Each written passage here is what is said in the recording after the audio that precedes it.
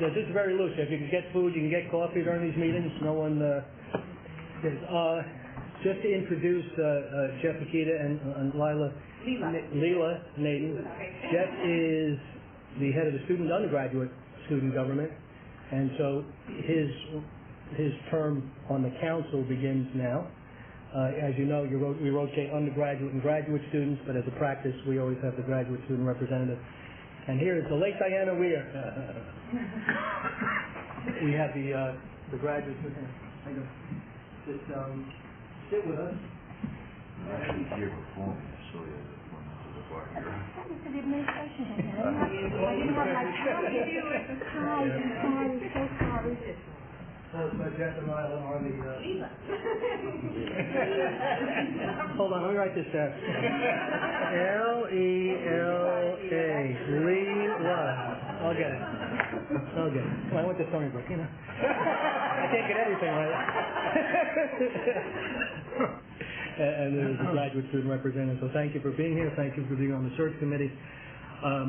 What I'd first like to do is just apologize for the short notice on the Joe Nathan situation, but it came up pretty quickly. Joe Nathan, as many of you know, is a Stony Brook grad. He played shortstop when I think we were still a Division III baseball program. I don't think we had yet done Division II or Division I. He has had a phenomenal career in the major leagues. He was with San Francisco for a while. He's now one of the premier closers in Major League Baseball. Plays for the Minnesota Twins.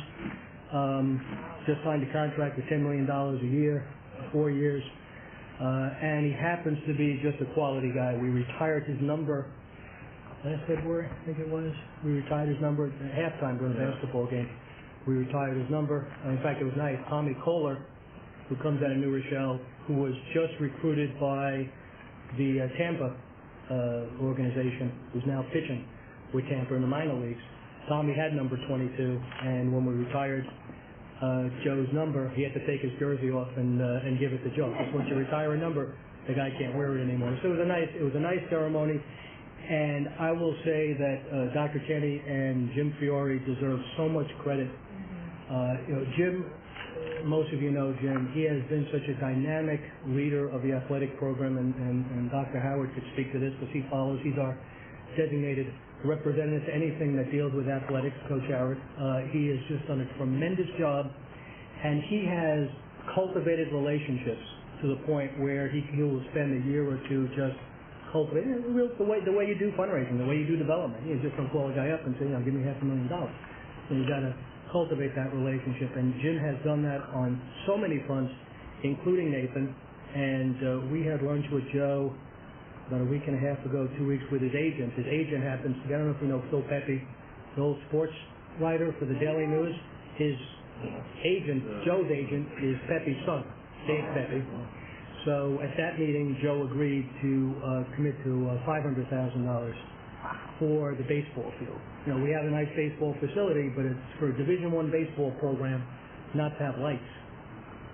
We don't have lights. We don't have a lot of things, but we don't have lights. So Joe committed to $500,000. Jim thinks that gift will increase with time. We've committed to raise the other $500,000, because that's what it's going to take, about $1 million, $1.2 million, to do lights, grading of the field, other things that need to be done to really make it to make it a recruitment tool. Because when you're recruiting athletes, they want to see the facility they're going to play in, and if they go to St. John's and they see that facility, and they come to Stony Brook and they say, gee, St. John's has a lot nicer facility at the water school. So the email you got was to agree to name the field Joe Nathan Field. Jim and Matt Saint, the baseball coach, are out in Minnesota today. The Yankees are playing Minnesota, I assume, this evening. And the press release is going out today, and they wanted to do it either in Minnesota or here when they had Joe Nathan. So it's a wonderful thing.